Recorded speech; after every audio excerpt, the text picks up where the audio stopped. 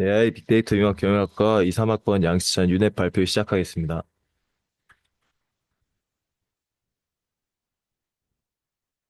이번 발표는 다음과 같이 인트로덕션, 아키텍처, 트레이닝, 익스페리멘트, 콘클루션 순서로 진행하겠습니다. 우선 유넷을 이해하기 위해 간단히 이미지 세그멘테이션이 뭔지 알아보도록 하겠습니다. 아래 그림을 참고하시면 쉽게 이해하실 수 있는데 이미지 세그멘테이션은 클래시피케이션과 달리 해당하는 대상을 이미지에서 칠하는 것을 목적으로 합니다. 즉, 하나의 픽셀 값이 어떤 라벨에 속할지를 예측하는 것을 목적으로 하는 작업입니다. 이번에 소개할 유넷이란 모델 또한 이미지에서 해당 픽셀이 무엇에 속하는지를 찾아내는 작업을 수행하는 이미지 세그멘테이션에 속하는 모델입니다. 다음으로 생물의학적 이미지 처리 작업에서 이미지 세그멘테이션에 대한 배경 지식을 살펴보겠습니다. 기존 생물의학적 이미지 처리 작업에서는 각 픽셀에 클래스 레이블이 할당되어야 하는 정밀한 작업이 요구되지만 그에 반해 충분한 양의 이미지를 확보하기 어렵다는 어려움이 존재합니다. 따라서 적은 양의 데이터셋을 갖고도 좋은 성능을 내는 모델이 요구됩니다. 이러한 조건을 만족한 모델이 이번에 소개할 모델인 유넷입니다. 네. 그리고 앞서 말씀드렸듯이 충분한 양의 데이터가 주어지지 않았기 때문에 여러 기존의 방식들이 있는데요. 그중 하나가 유넷의 이번에 소개할 슬라이딩 윈도우 방법입니다. 슬라이딩 윈도우 방법은 데이터가 적게 주어졌기 때문에 이제 패치라는 개념을 도입해서 모델이 학습할 때 하나의 패치를 학습하도록 하여 하나의 이미지에도 여러 번의 학습을 통하는 반복론이고요. 유넷의 패치 탐색 방식은 기존의 슬라이딩 윈도우 탐색 방식과 다르게 기존 슬라이딩 윈도우 탐색 방식은 패치의 위치를 한 픽셀씩 움직여서 이제 패치를 탐색하고 그 패치마다 모델이 한 번씩 그 학습을 진행하였는데 유넷에서 진행한 패치 탐색 방식은 기존 슬라이딩 윈도우 탐색 방식과 다르게 진행된 패치 영역에 한해서는 제외하고 그 다음 영역으로 이동하여 패치 탐색 방식을 진행했습니다. 이런 방식은 기존 슬라이딩 윈도우 반복론과 다르게 중복을 피할 수 있고 기존 슬라이딩 윈도우 방식은 하나의 대상에 대해서 여러 번의 중복되는 결과가 주어졌기 때문에 연산 시간이 굉장히 오래 걸렸었는데 그 문제를 해결했습니다. 또한 로컬라이제이션 어쿠레시와 그 콘텍스트 사이에 트레이드 오프 관계가 존재했는데 이제 사진을 보시면 알 수 있듯이 이 패치 크기를 줄이면 줄일수록 하나 이제 정밀함은 굉장히 늘어나게 되지만 패치 크기가 줄었기 때문에 전체적인 맥락을 잡지 못하게 되는 그런 단점이 존재했습니다.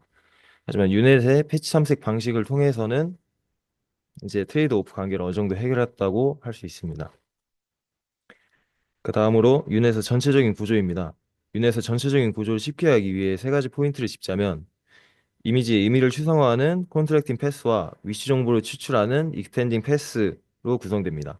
그 다음으로 스킵 커넥션을 사용하여 이미지의 위치 정보의 소실을 줄였다는 점과 유넷이 사용된 세포 이미지 데이터와 같이 여러 영역을 세분해서 구분하는 것에 정밀도를 높이기 위해 로스 펑션에 테두리를 더 잘 분할하게 하는 웨이트를 추가했다는 점입니다.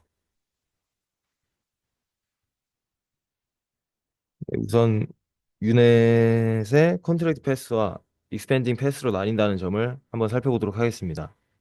유넷의 전체적인 구조는 다음과 같습니다. 그래서 유넷의 이름에 U자가 들어가는 이유가 유넷의 전체적인 구조가 대칭적인 구조를 이루고 그 구조를 U자 형태로 표현할 수 있기 때문에 유넷이라는 이름이 붙었고요.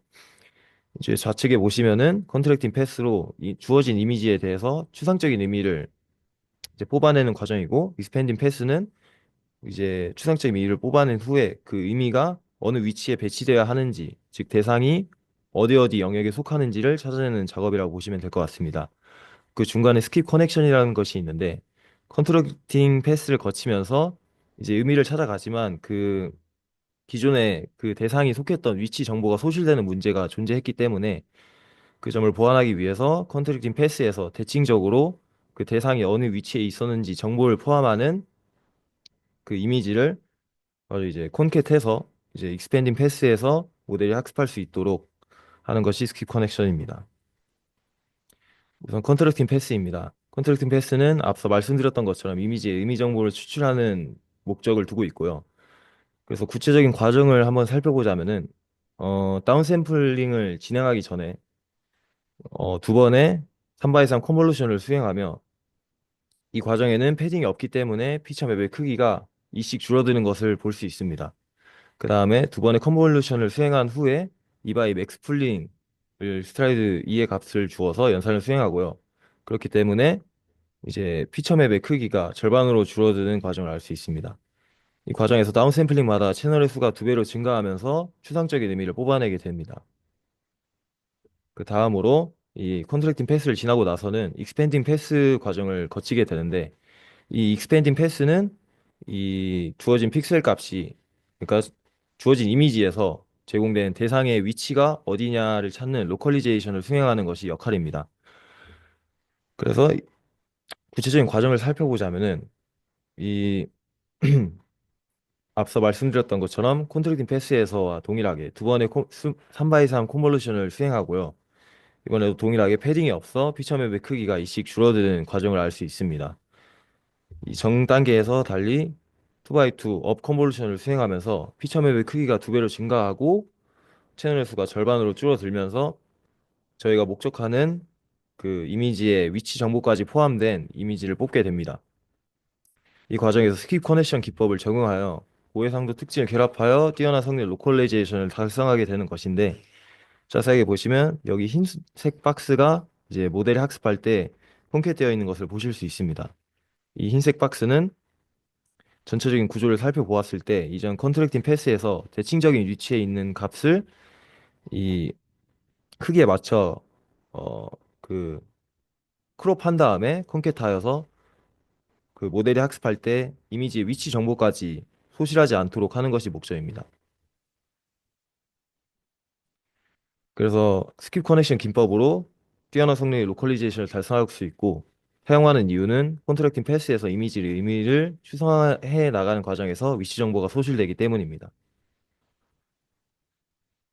다음으로 미러링 익스플로레이션이라는 기법이 적용되는데 이 이유는 이 모델의 전체적인 구조를 보시면은 그 입력되는 그 데이터의 크기가 572 by 572인 반면에 출력되는 이미지의 위치 정보와 그 대상이 속한 영역까지 포함한 아웃풋이 388 by 388로 줄어들었기 때문입니다. 그 때문에 주어진 이미지에 있어서 테두리 영역은 이제 바깥쪽에 이미지 값이 없기 때문에 정보가 부족한 현상이 있는데 이런 경우 일반적인 패딩 방식이 아니라 논문에서는 미러링 익스플로레이션이라는 기법을 통해 해결했습니다. 제공된 의학 데이터의 특징에 따라 세포라는 구조가 이제 덱신적인 특징을 가지고 있다는 가정하에 좌우대칭 방식으로 채워넣는 것이 실제 삭제되지 않은 이미지의 모습에 가까울 것이라는 가정하에 이렇게 미러링 익스플로레이션을 기법을 적용하여서 해당 문제를 해결하였고요. 그 다음으로 앞서 주어진 이미지를 살펴보시면은 이제 세포라는 것의 특징이 굉장히 작은 영역으로 따닥따닥 붙어 있는 형태이기 때문에 그 경계를 굉장히 민감하게 다루는 것이 중요합니다. 그래서 그 경계를 모델이 좀 더 민감하게 학습할 수 있도록 로스 펑션을 수정하여 논문에서 소개를 하였는데요. 이 로스 펑션을 자세히 살펴보시면은 우선 픽셀마다 구한 에너지의 펑션의 총합으로 구현한다는 점을 알 수 있습니다. 그래서 픽셀의 예측 값에 소프트 맥스를 구하고 이 구한 값에 크로스 엔트로피를 적용하는 것이 기본적인 틀인데 여기에 자세히 식을 보시면은 로그 안에 PLXX 그리고 픽셀 X가 라벨 L에 속할 확률을 로그에 씌웠고 앞에 가중치가 붙어 있는 것을 알 수 있습니다. 이 가중치가 바로 이 경계에 좀 더 민감하게 반응하도록 이 수식을 수정한 부분인데요. 이 가중치는 아래 같은 식을 보시면은 WCX 더하기 WJ 곱하기 WJ로 곱하기 익스포넨셜 한 다음에 그 픽셀 X의 위치로부터 가장 가까운 경계가 어디냐라는 저 의미를 담은 값을 통해 가중치의 수정을 하는 것을 알 수 있습니다. 여기서 WCX는 클래스 빈도가 만약에 이런 세포 이미지에서 한쪽 클래스가 적을 경우에 이런 불균형을 해소하기 위해서 추가적으로 삽입한 가중치고요. 그래서 식을 자세히 보시면은 D1X와 D2X를 통해 이제 가장 가까운 경계가 가까이 있을수록 가중치를 더 크게 주어서 모델이 더 민감하게 반응할 수 있도록 하는 것을 알 수 있습니다. 그 다음에 이 모델이 학습한 데이터는 30개밖에 부족한 30개밖에 안 되는 부족한 데이터인데요. 이 데이터를 결국에 모델이 원활하게 학습하기 위해서는 데이터 증강이 필요합니다. 그래서 논문에서 제공한 데이터 증강 방법은 총 네가지가 있고요. 이 네 가지 방법 중에 특이한 것이 이 일라스틱 디포메이션이라고 탄성 변환이라는 방법인데, 이 탄성 변환도 이 미러링 익스플로레이션과 같이 세포의 특성을 좀 더 반영한 방법입니다. 일라스틱 디포메이션은 이제 주어진 이미지를 임의로 랜덤하게 구부려 가지고 데이터를 증강하는 방법이고, 세포라는 것의 특징이 어느 정도 임의로 구부려도 있을 법한 이미지가 나오기 때문에 더 잘 되지 않았나 싶습니다. 다음으로 이러한 여러 기법들을 적용한 유넷의 성능에 대해 소개하도록 하겠습니다. 우선 두 가지 결과에 대해서 논문에서 다뤘는데요. 첫 번째 결과는 EM 세그멘테이션 챌린지에서의 유넷의 적용 결과입니다. 이 대회는 전자현미경으로 찍은 세포 구조를 세그멘테이션하는 대회였고, 이 대회에서 유넷이 1위를 달성하였습니다. 자세하게 수치에 대해서 설명드리자면은 래핑 에러는 객체의 경계가 잘못 감싸졌거나 포장되었을 때 발생하는 오류고, 랜드 에러는 이미의 두 픽셀이 같은 객체에 속해야 하는지 혹은 다른 객체에 속해야 하는지를 정확하게 예측 못한 비율입니다. 픽셀 에러는 모델이 픽셀의 클래스를 잘못 예측한 비율이고, 이런 세 가지 종합적인 성능에서 유넷이 1위를 달성할 수 있었음을 알 수 있습니다. 그 다음으로는 ISBI 셀 트래킹 챌린지에서 유넷이 뛰어난 성능을 보였었는데요. 그 전자현미경을 사용한 세포 세그멘테이션에서 유넷은 이제 pH U373과 DIC 헬라 데이터셋에서 90% 이상의 아유 성능을 기록하였습니다. 여기서 아유 성능은 세포라 구분한 영역과 실제 세포 영역이 겹치는 정도고, 다른 기존에 존재하였던 모델과 다르게 뛰어난 성능을 보였음을 알 수 있습니다.